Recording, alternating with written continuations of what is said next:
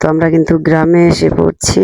তো গ্রামে এসে দেখি আমাদের লিচু গাছটায় কিন্তু অনেক লিচু ধরেছে। তো বিশাল লিচু, লিচু দেখে তো আমার কোনোভাবে মন মানছিল না। তো আমি কিন্তু লিচুগুলো পেড়ে খাবো এই জন্য প্রস্তুতি নিচ্ছিলাম। আর লিচু কিন্তু সবকটা লিচু কিন্তু অনেকটাই পেকে গেছে। তো এখন যদি না পারা হয় তাহলে কিন্তু লিচুগুলো সব নষ্ট হয়ে যাবে আর কিন্তু ভিতরে পোকা ধরে যাবে। এ কারণে কিন্তু লিচুগুলো আমি পেড়ে নেব। আর এদিকে রাস্তা, এটা লিচু গাছ আর সাইডে কিন্তু রাস্তা। তো রাস্তা থেকে কিন্তু লিচু গাছটা বেশি একটা দূরে না, এ কারণে কিন্তু লিচুগুলো মানে সাইডে মানুষে অনেক পেরে নিয়ে যায় বাচ্চারা। এ কারণে লিচুগুলো সব আজকে পেরে নেব, পেরে সবাইকে আমরা ভাগ করে দেবো। আমার ফুবুদের, আমার বোনদের বাড়িতে পাঠাবো, আমার শাশুড়ির বাড়িতে দেবো। এখন এই লিচুগুলো পাড়া হচ্ছিল। তো এখন লিচুটি না পারলে সব কটাই নষ্ট হয়ে যাবে। তো লিচুগুলো কিন্তু দেখতে রংটা পাকা না, পাকা ছাড়া, তারপরে কিন্তু অনেকটাই মিষ্টি। আর আমাদের কিন্তু সব জায়গায় খের লাড়া হয়েছে। তো এতদিন ভরা বৃষ্টি পড়তেছিল, এ কারণে কিন্তু খেরগুলো শুকানো হচ্ছিল না। আর এখন কিন্তু দুদিন থেকে রোদ উঠেছে, তার জন্য পুরা জায়গা রাস্তা থেকে ভরিয়ে খের লাড়া হয়েছে। খেরগুলো শুকিয়ে তারপর কিন্তু পালা দিয়ে নেব। এখনই কিন্তু খের লাড়ি দিয়েছে বা লাড়া হয়েছে। আর আজকে রোদ থাকার কারণে কিন্তু সবারই অনেক উপকার হয়েছে। এদিকে খের লেড়ে দেওয়া হয়েছে আর বাড়ির ভিতরে কিন্তু ধান শুকানো হতেছে। তো ধানগুলো শুকানোর পর কিন্তু আমরা মেলে নিয়ে ভেঙে তারপরে চাউল নিয়ে যাব। আর এটা হচ্ছে নারিকেল গাছ। তো প্রতি বছরে কিন্তু নারিকেল বেশ ভালোই ধরে, এবছরে কিন্তু কম ধরছে নারিকেল। তো যে কটা ডাব ধরেছে আমার ছেলেকে সবগুলো পেরে দেব। আমার ছেলে অসুস্থ, এ কারণে কিন্তু ডাব খাওয়া বেশি প্রয়োজন। তো ডাবগুলো পেরে নেব। আর এটা হচ্ছে রাস্তা। তো রাস্তার পুরা বাড়ি জুড়ে কিন্তু আমরা খের লেড়ে দিয়েছি খের শুকানোর জন্য। আজকে থেকে কিন্তু দুদিন হলো বাড়িতে আসছি। তো অনেকটাই রোদের কারণে কিন্তু ঘর থেকে বের হওয়া যাচ্ছে না। তো আমার মনে হচ্ছিল বৃষ্টি আসলেই কিন্তু অনেকটাই ভালো হতো। তো বৃষ্টি হলে কিন্তু অনেকজনের সমস্যা হইতো, কারণ বৃষ্টিতে খের অনেকটাই ভিজে গেছে। আর এ কারণে রোদ দেওয়া হচ্ছে। আর বৃষ্টি থাকলে মানুষের ধান শুকাতে পারতো না। আর আমি ভিডিওটা করতেছি আর এদিকে কিন্তু আমাদের বাছুরটাকে আমি আদর করে নিচ্ছি। বাছুরটা কিন্তু অনেক শুকিয়ে গেছে। তো বাছুরটা অনেক অসুস্থ, হাঁটতে পারে না। আর এটা হচ্ছে পুকুর, পুকুরে কিন্তু অনেকটাই পানি ভরে গেছে। আর পুকুর ভর্তি কিন্তু মাছ ছাড়া হয়েছে। মাছগুলো কিন্তু উঠিয়ে দেখবো আমরা মাছগুলো কিরকম বড় সাইজ হয়েছে। যদি বড় হয় তাহলে কিন্তু আমরা অনেক মাছ উঠিয়ে নেব পুকুর থেকে। আর দু সাইড দিয়ে কিন্তু খেজুর গাছ।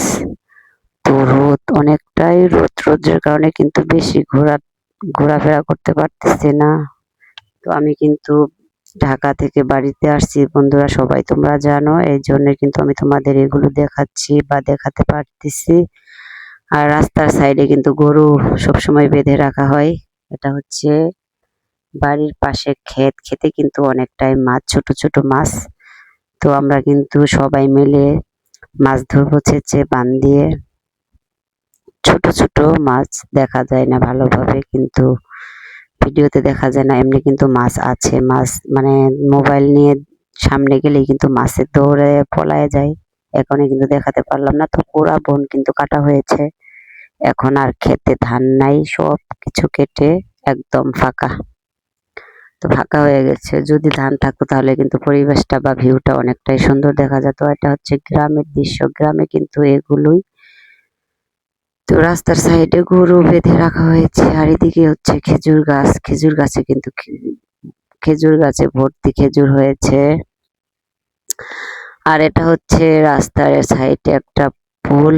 তো এই জায়গায় কিন্তু পুলের পাড় বসে কিন্তু আমরা অনেক আড্ডা দেই। এই জায়গাটা বিশেষ করে একটু গাছের ছায়া থাকে, এখানে কিন্তু রোদটা কম লাগে। তো আমরা কিন্তু এই জায়গায় আমরা সবাই মিলে বিকালবেলা অনেক আনন্দ করি। সব বান্ধবীরা মিলে অনেক হাসি খুশি সবাই একসাথে কাটিয়ে দিই বিকালবেলা। বিকালবেলা বসে এই জায়গায় আড্ডা দিই আর আমরা খেতে মাছ দেখতেছি, বলতেছি আমরা সবাই মিলে একদিন এই জমিটা ছিঁচে মাছ ধরি। তো সবাই মিলে তাই প্রস্তুতি নিলাম। এই যে মাছ দেখা যাচ্ছে। তো গ্রামে এসে মাছ ধরার আনন্দও কিন্তু অনেক। অনেকটাই ভালো লাগে। আর এদিকে কিন্তু রোদ ছিল, রোদের কারণে কিন্তু আজকে আমরা মাছ ধরবো না, অন্যদিন মাছ ধরবো। তো খেতে কিন্তু অনেকটাই মাছ আছে মনে হচ্ছে। আর এদিক দিয়ে আমি একটু ঘুরে দেখালাম গাছগুলো কেমন হয়েছে আমাদের এই জায়গায়। আবার এদিকে ক্ষেত কাটা হয়েছে, পুরা বন ফাঁকা। আর এদিক দিয়ে ঘুরে এখন আমি বাড়িতে যাব। এই তো কিছু ক্ষেতের ধান কিন্তু পাকে নাই, এগুলো কাঁচা, এগুলো এই জন্য রেখে দেওয়া হয়েছে। আর এই পুকুরে কিন্তু গোসল করে নেব এখন। এখন অনেক রোদ লাগতেছে, কারণে কিন্তু মনে মনে একটা আইডিয়া করে নিচ্ছি যে এখন পুকুরে ঝাঁপ দেব, মানে গোসল করব। তো আমার কিন্তু খেজুরগুলো দেখে কোনোভাবে মনে মানছিল না, খেজুর পাড়ার জন্য প্রস্তুতি নিয়েছিলাম। আর দেখতেছি খেজুর জন্য যেতে যেতে দেখি দুটো কবুতর এই জায়গায় মানে ডাকতেছে। তো কবুতর মানে ওকে দিয়ে দেখি কবুতর দুটো গাছে বাসা বাঁধছে। তো আপনাদের কিন্তু ভালোভাবে দেখাতে পারতেছি না, ওই যে কবুতর গুলো লড়তেছে, ওই যে কবুতর লড়তেছে, মনে হচ্ছে এই জায়গায় বাচ্চা দিছে কবুতরে। তো এগুলো কিন্তু আমাদেরই কবুতর, মানে বাড়ি থেকে গিয়ে গাছের ভিতর কিন্তু এগুলো বাচ্চা দিয়েছে আর গাছে ডিম দিয়েছে। তো এগুলো কিন্তু পারতে অনেক চেষ্টা করতেছিলাম আমরা। তো কবুতরগুলো মানে তাড়িয়ে দিলাম না, যে থাক বাচ্চা হলে পরেই পেরে নেব, এ কারণে কিন্তু আর ধরলাম না। তো গাছের ভিতরে এত জায়গা থুয়ে গাছের ভিতরে কবুতরগুলো বাচ্চা দিচ্ছে, তো যদি বাচ্চাগুলো পড়ে যায় তাহলে তো অনেকটাই সমস্যা। আর গাছে কাউরে উঠিয়ে দিতে পারি না, কারণ কাটা, খেজুর গাছে কিন্তু অনেক পরিমাণ কাটা থাকে, এ কারণে কিন্তু উঠাতে পারি না। আর কবুতরগুলো সব সময় কিন্তু ডাকে।